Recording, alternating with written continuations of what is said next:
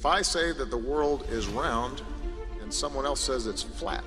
If some of these folks were around when Columbus set sail, they must have been founding members of the Flat Earth Society. They would not have believed that the world was round. We don't have time for a meeting of the Flat Earth Society. Let me just underscore. You don't need to be a scientist to know that the Earth is round. And we need to make clear that those members of the Flat Earth Society, The current members of the Flat Earth Society in Congress. We got some people at high levels of aspiration who are the Flat Earth. We have Flat Earth Caucus. The Earth isn't flat. In other breaking news, the world is round, not flat. And you don't need to be a scientist. and we need, as responsible leaders, to take account of science.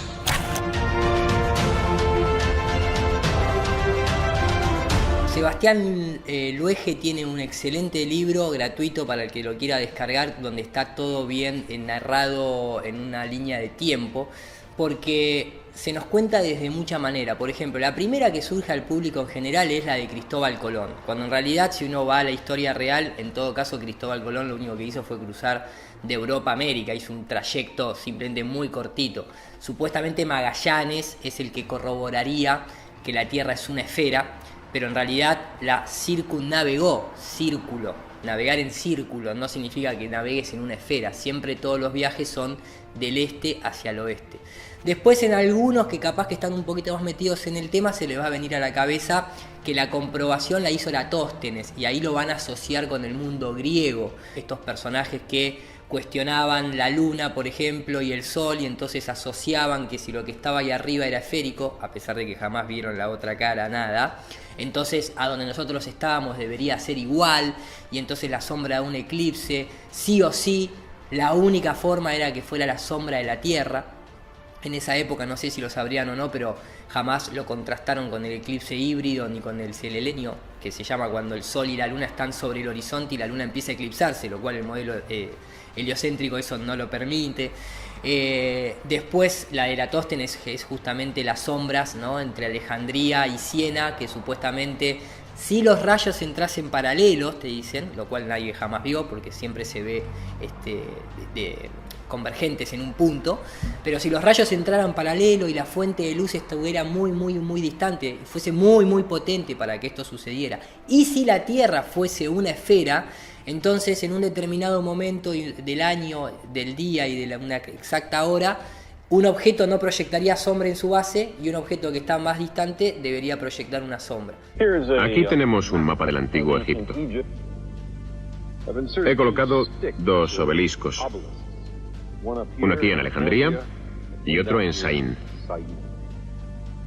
Si en un momento dado ninguno de los dos diera sombra, ninguna sombra, sería perfectamente comprensible siempre que la Tierra fuera plana. Si la extensión de la sombra de Saín es la misma que la de Alejandría, también tendría sentido en una Tierra plana.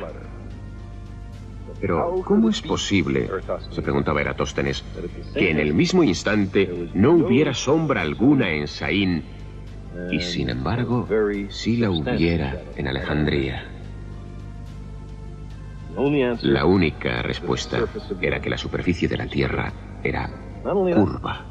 Pero claro, si vos asumís que los rayos son convergentes en un punto de luz y la Tierra es plana y tenés la fuente de luz acá arriba, a este objeto no le proyecta sombra y esta que está acá le proyecta sombra. Lo pueden hacer con una linterna en la mesa de su casa. Entonces siempre se nos cuenta la versión que ellos quieren y no le contrastan con las otras posibilidades que debería ser como la ciencia debería operar, ¿no es cierto? A través de la observación, del método científico, sin recurrir al principio de autoridad.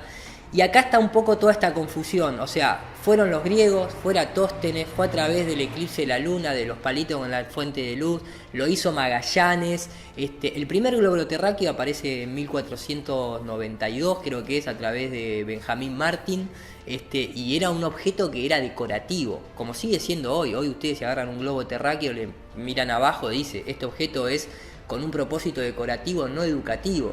Y después tenés toda la confusión de los mapas, que son proyecciones, que a nosotros nos dan la de Mercator, que es esta rectangular, con los países ricos arriba, los pobres abajo. Most people probably assume that a good map is an objective and accurate portrayal of the world.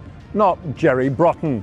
In his new book, A History of the World in 12 Maps, he argues that most maps tell you as much about the society that produced them and the beliefs of the map maker as they do about the world. We came here to the library at the Royal Geographical Society in London, where they've a rather fine collection of historic maps, to meet the author. And the key point you're trying to get across in this book is that there is no such thing as a neutral, objective map. Every map reveals the prejudices, the ideological background of the people who made it. Yeah, I mean, any map is basically making selective decisions about what it puts in and what it leaves out. You know, you can only have a map on a one-to-one scale that's actually objective and real. Anything else is making selective decisions, as all these kind of maps do. And of course, when you're looking at the world, you can never square the circle. You can't put a globe onto a flat piece of paper. You have to make distortions, omissions, decisions about what you do. And all cultures do that. And that's really one of the things that the book's interested in, that all cultures create a worldview through maps. Why was this projection so controversial? Well, this is interesting because it's about an equal area map. Arno Peters was a left-wing historian and geographer who believed that the Mercator projection was Eurocentric, that it basically showed particularly Europe over and above Southeast Asia and Africa, which were diminished in size. So he took a different kind of projection. That's all he did. Mercator used a particular kind of projection. Peters offers a different one, which is called an equal area projection, which as a result leaves you with these extraordinary images of particularly Africa and South America as these long, elongated like teardrops, very, very different to Mercator. So I think that what Peters put his finger on is this issue of partiality. Any map of the world is partial. It has a certain story to tell because we can never have an objective, consistent, real image of the Earth. We just can't do it. We can't square that circle. Hay tanta información que en la mente de las personas crea confusión. Entonces terminan de alguna manera creyendo a la autoridad, que es el principal enemigo de la ciencia, ¿no es cierto? Ahora, ¿de dónde viene la Tierra plana? Bueno, el tema de la Tierra plana, hay una palabra clave detrás de todo esto, porque cuando nos hablan de los griegos, jamás nos dicen que busquemos la palabra griegos cosmología. Los griegos, como sociedad, no creían en una Tierra esférica, creían en una Tierra plana. De hecho, están los dibujos de ellos. No incluía la Antártida en los dibujos que ellos hacían, tal vez porque en esa época no habían navegado hasta la Antártida. De hecho, la Antártida es muy controversial porque recién en el siglo XIX para Occidente viene a ser conocida. Después están las historias de que algunas otras civilizaciones ya habían llegado, como también habían llegado a América los vikingos, los chinos, y está todo muy manipulado por Occidente, por estas instituciones que seguramente hablemos más adelante. Pero cuando vos ponés la palabra cosmología maya, cosmología azteca, cosmología navajo, griega, egipcia, hebrea, la que quieras, todas esas culturas, cuando vos vas a los dibujos, hablaban de un círculo terrestre con el sol y la luna del mismo tamaño, por eso se eclipsan y demás, moviéndose arriba nuestro, junto con todo el firmamento de estrellas girando arriba nuestro, y después hacia abajo dibujaban, algunos la dibujaban sobre un árbol, sobre un gran árbol, que lo usan mucho también en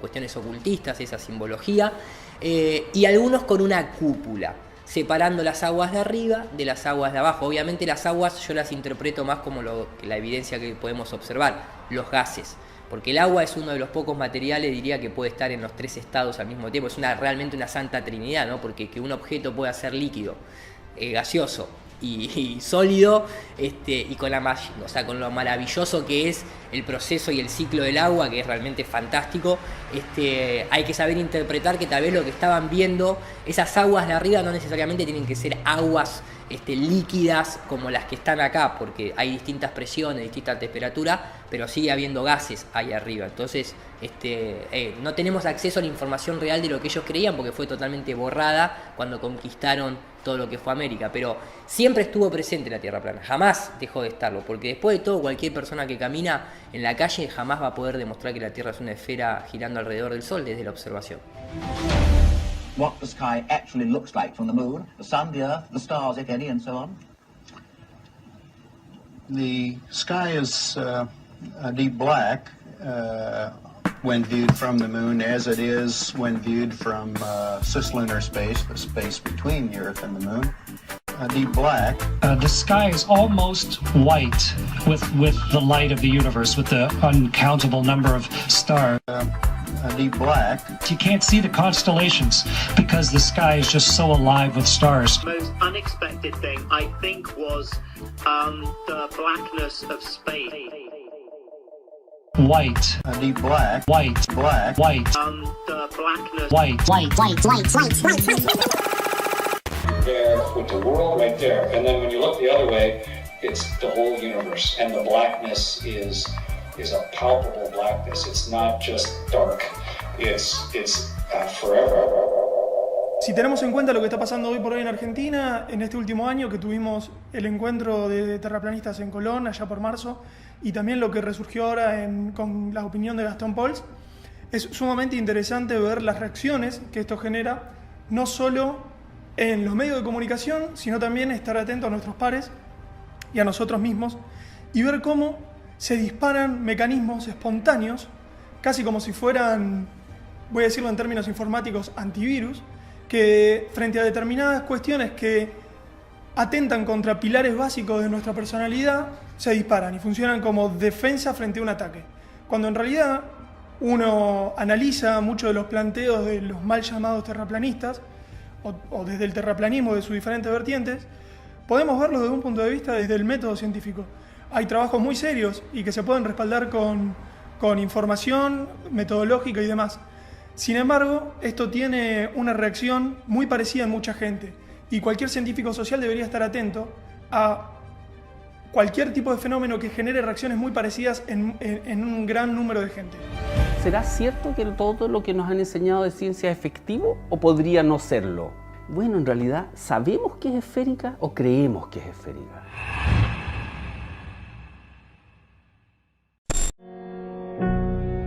But how do we know the Earth is not flat?